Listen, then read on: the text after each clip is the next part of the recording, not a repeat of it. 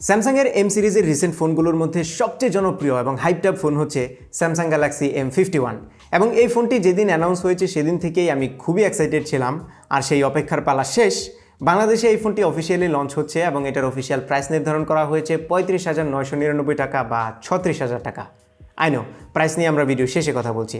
তার আগে বলে নিই এই ফোনটি কেন এত জনপ্রিয়, কেন এত হাইপড আপ।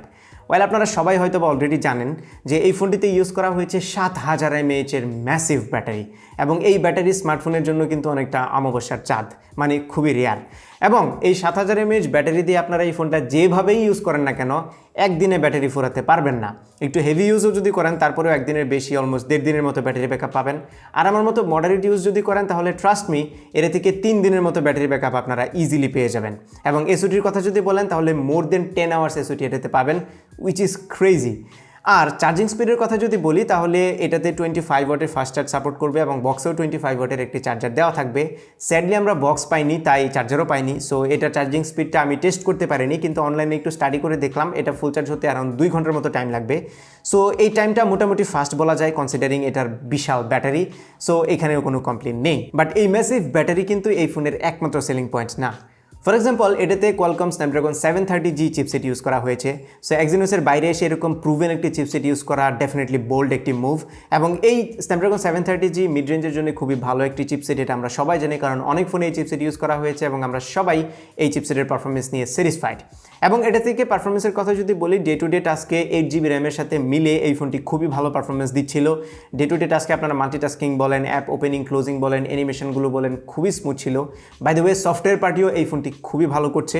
এটাতে হচ্ছে One UI 2.1 ইউজ করা হয়েছে এবং আপনারা যারা One UI রিসেন্টলি ইউজ করেছেন তারা হয়তো বা বুঝবেন এটি হচ্ছে অ্যান্ড্রয়েডের one of the best UI।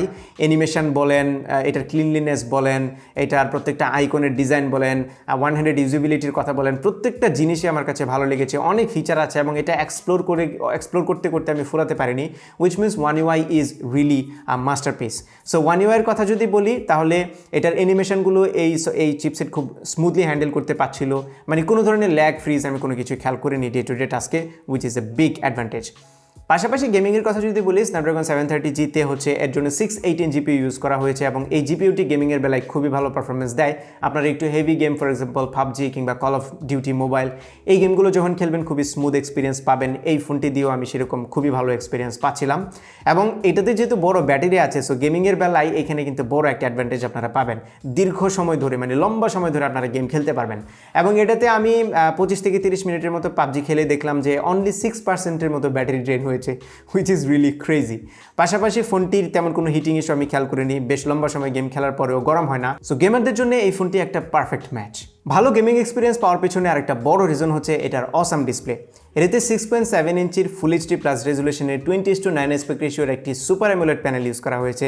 এবং এই ডিসপ্লে কোয়ালিটি নিয়ে কী বলবো, আপনারা সবাই হয়তো জানেন স্যামসাং ডিসপ্লের বেলায় কখনোই কম্প্রোমাইজ করে না এবং এই ডিসপ্লেটি হচ্ছে তার বড় একটা উদাহরণ। এবং আমি এই প্রাইস রেঞ্জে যেসব ডিসপ্লে দেখেছি আমার কাছে মনে হয়েছে এই ডিসপ্লেটি one of the best. So এই ডিসপ্লের কালারগুলো খুবই ভিভিড ছিল এবং যেহেতু অ্যামোলেড প্যানেল, সো ব্ল্যাকগুলোকে পিওর ব্ল্যাক দেখায়, যার ফলে যে কোনো ভিডিও দেখার সময় একটা রিয়েলিস্টিক ফিলিং পাওয়া যায়। পাশাপাশি এটার চারপাশের বেজেল এবং চিনগুলো খুবই ন্যারো, যে কারণে সামনে থেকে ফোনটি দেখতে খুবই গর্জিয়াস লাগে। আর উপরের দিকে একটি ছোট্ট ক্যামেরা কাটআউট আছে, এটাকে ছোট বলবো না আবার খুব বড়ও বলবো না, মিডিয়াম সাইজের। ভিডিও দেখার সময় বা অন্যান্য যে কোনো কন্টেন্ট এটাতে যখন দেখবেন খুব একটা বদার এটা করবে না। পাশাপাশি এই ডিসপ্লেটি হচ্ছে level 1 certified, wide band level 1 certified, which means অনলাইনে আপনারা এইচডিতে ভিডিও স্ট্রিম করতে পারবেন, এটাও খুবই ভালো। এবং এই ডিসপ্লের ব্রাইটনেসের কথা বললে ডিরেক্ট সানলাইট ছাড়া বেশিরভাগ কন্ডিশনে ব্রাইটনেসের খুব একটা কমতি আমি খেয়াল করিনি, বাট একদমই ডিরেক্ট রোদের মধ্যে যদি ইউজ করতে চান তাহলে মনে হবে যে আর একটু বেশি হলে ভালো হতো। তবে অ্যামোলেড প্যানেল হওয়া সত্ত্বেও এই ডিসপ্লেতে ইন ডিসপ্লে ফিঙ্গারপ্রিন্ট স্ক্যানার দেওয়া হয়নি, ফিঙ্গারপ্রিন্ট স্ক্যানার দেওয়া হয়েছে ডান পাশে পাওয়ার বাটনে। Well, side mounted fingerprint scanner আমার অলওয়েজ পছন্দের, এটা আপনারা অনেকেই হয়তো জানেন। আমার যে ডেলি ড্রাইভার ফোনটি আছে সেটিতেও কিন্তু সাইড মাউন্টেড ফিঙ্গারপ্রিন্ট স্ক্যানার আছে, বাট দ্যাট ডাজন্ট মিন আমি অ্যাপ্রুভ করি শুধুমাত্র সাইড মাউন্টেড ফিঙ্গারপ্রিন্ট স্ক্যানার। যেহেতু AMOLED panel, so in display দিয়ে দিলে অনেক ভালো হতো, অনেকে এইটাকেই বেশি প্রেফার করে over side mounted fingerprint scanner. But আমাকে যদি জিজ্ঞেস করেন, আই লাইক ইট এবং এটা বেশ ফাস্ট ছিল, খুব অ্যাকুরেটলি কাজ করছিল, which makes it no issue for me. তবে এই ফোনে যেই জিনিসটা ভালো লাগেনি সেটা হচ্ছে এটার মোনো বটম ফেসিং স্পিকার। এটাতে যদিও ডলবি অ্যাটমস সাপোর্ট আছে, বাট সাউন্ড কোয়ালিটি আমার কাছে খুব একটা ভালো লাগেনি, একদমই অ্যাভারেজ ছিল।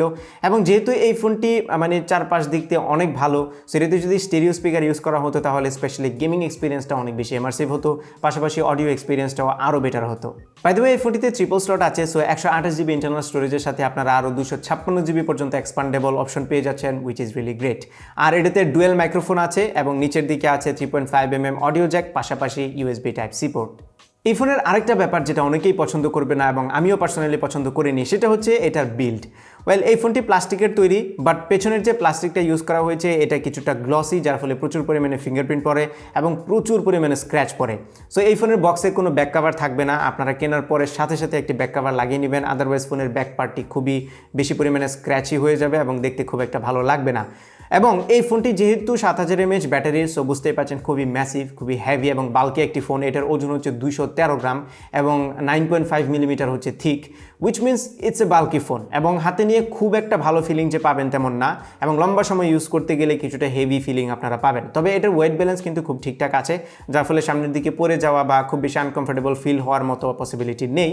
বাট যদি আপনি খুব কমফোর্টেবল একটি ফোন খুঁজেন যেটি আপনার হাতে খুব সুন্দর করে ফিট হবে, খুবই স্নাগি হবে, তাহলে এই ফোনটি কিন্তু আপনার জন্য না। But definitely it comes with a price. আপনি 7000 mAh ম্যাসিভ একটা ব্যাটারি পাচ্ছেন, যা ট্রেড অফ হচ্ছে এই বাল্কি ফিলিংটা। আর ম্যাটেরিয়াল যে শুধুমাত্র পেছনেরটা ভালো লাগেনি তা না, ডিসপ্লে যে প্রোটেকশনটা আছে এটা হচ্ছে কর্নিং গরিলা গ্লাস 3+, এটাও একটু ডিসঅ্যাপয়েন্টিং, এখানে অ্যাটলিস্ট কর্নিং গরিলা গ্লাস 5 দিয়ে দেওয়া দরকার ছিল। এবার আসি ক্যামেরায়। সো পেছনে 4টি ক্যামেরা আছে, যার প্রাইমারিটি হচ্ছে 64 মেগাপিক্সেলের। এটি হচ্ছে সনি IMX682 সেন্সর, যেটা f1.8 অ্যাপাচারের। অ্যান্ড দেন 12 মেগাপিক্সেলের একটি আলট্রা ওয়াইড শুটার আছে, 5 মেগাপিক্সেলের একটি ম্যাক্রো লেন্স এবং 5 মেগাপিক্সেলের একটি ডেপথ সেন্সর। সো এই হচ্ছে টোটাল 4টা ক্যামেরা। এখান থেকে প্রাইমারি 64 মেগাপিক্সেল ক্যামেরার ছবির কোয়ালিটি যদি ডে লাইটে বা প্রপার লাইটের কথা বলি, তাহলে খুবই ভালো লেগেছে। ছবিগুলো বেশ শার্প এবং ডিটেলস ছিল।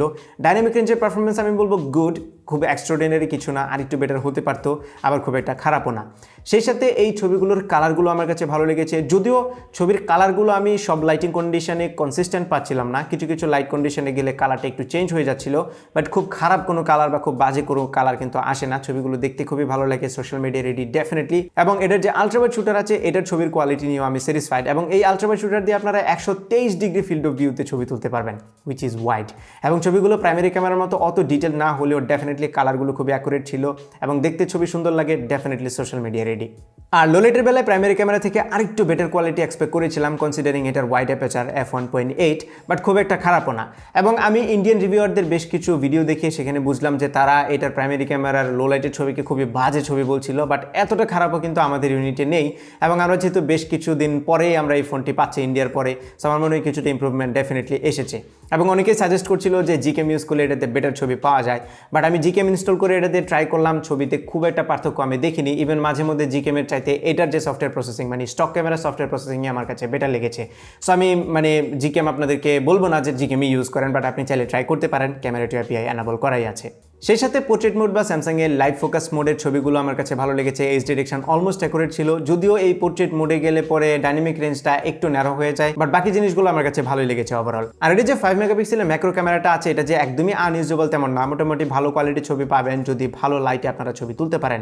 তবে ডেফিনেটলি ম্যাক্রো আর ডেপথ এই দুইটা বাদ দিয়ে যদি টেলিফোটো দেওয়া হতো তাহলে আরেকটু বেশি ভালো হতো। ভিডিওর বেলায় এটাতে 4K up to 30 FPS A video record করতে পারবেন, ইভেন 1080তেও আপনারা up to 30 FPS A record করতে পারবেন। 60 FPS এর অপশন আমি খুঁজে পেলাম না, আমি জানি না কেন এটা দেয়নি। এবং এটাতে EIS আছে এবং সুপার স্টেডি মোড আছে। তবে আমার এই স্পেসিফিক ইউনিটটাতে খুব একটা স্টেবল ভিডিও আসতেছিল না, বাট অন্যান্য ইউনিটে আমি দেখলাম যে ভালো আসছিল, উইচ মিনস যেহেতু এটা আমাদের একটা রিভিউ ইউনিট এবং এটা একটা মার্কেটিং স্যাম্পল, তাই হয়তো বা কোনো সমস্যা থাকতে পারে, বাট রিটেল ইউনিটে খুবই স্মুথ ভিডিও আপনারা এক্সপেক্ট করতে পারেন। আর এটার ফ্রন্ট ক্যামেরাটি হচ্ছে 32 মেগাপিক্সেলের এবং এই ক্যামেরার কোয়ালিটিও আমি বলবো খুবই ভালো ছিল, ছবিগুলো বেশ শার্প এবং ডিটেল ছিল। যারা সেলফি লাভার আছেন তাদের জন্য ডেফিনেটলি এটা একটা পজিটিভ পার্ট। ছবিগুলোতে মাঝে মধ্যে যদিও একটু বিউটিফিকেশনের ইস্যু পেয়েছি, বাট বেশিরভাগ সময় আপনারা খুবই ভালো মানের ছবি পাবেন। এবং সামনের ক্যামেরা দিয়ে তোলা পোর্ট্রেট শটগুলো বা লাইভ ফোকাস মোডে যে ছবিগুলো আছে সেগুলো আমার কাছে খুবই ভালো লেগেছে। লাইট একটু কমে গেলে যদিও ছবির কোয়ালিটি অত ভালো থাকে না, বাট মোটামুটি মানে লাইট যদি থাকে তাহলে খুবই ভালো ছবি আপনারা ফ্রন্ট ক্যামেরা থেকেও পাবেন। বাই দ্য ওয়ে, ফ্রন্ট ক্যামেরাতেও আপনারা 4K ভিডিও রেকর্ডিংয়ের অপশন পাবেন, উইচ ইজ কুল।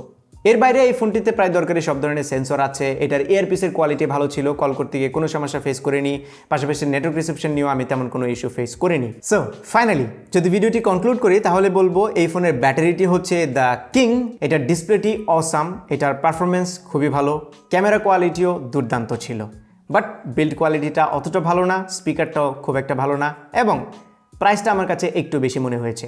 সো এই 7000 mAh ব্যাটারিওয়ালা ফোন কিন্তু বাজারে এই অনলি অপশন আছে আপনাদের কাছে। সো আপনি যদি এরকম ম্যাসিভ একটি ব্যাটারি চান, this is the only phone এবং আপনাকে এটাই নিতে হবে। বাট আপনি যদি মনে করেন যে না ব্যাটারি ব্যাকআপটা আর একটু কম হলেও সমস্যা নেই আমার, তাহলে বাজারে আপনারা স্যামসাংয়েরই এম সিরিজের আরও কিছু ফোন পেয়ে যাবেন, বা এ সিরিজের যে ফোনগুলো আছে মিড রেঞ্জের সেই ফোনগুলো দেখতে পারেন, তাহলে সেগুলো আপনাকে মোটামুটি ভালোই ভ্যালু দেবে। বাট এই ফোনটি আমি বলবো না যে রিকমেন্ডেবল না, ইটস রিকমেন্ডেবল, কারণ এটি পারফেক্ট একটি ফোন, অসাম একটি ফোন, জাস্ট দামটা আর একটু কম হলে ভালো হতো। আশা করি আপনারা এই পুরো ভিডিওটি দেখে একটা আইডিয়া করতে পেরেছেন গ্যালাক্সি M51 কিনবেন কি কিনবেন না সেই বিষয়ে।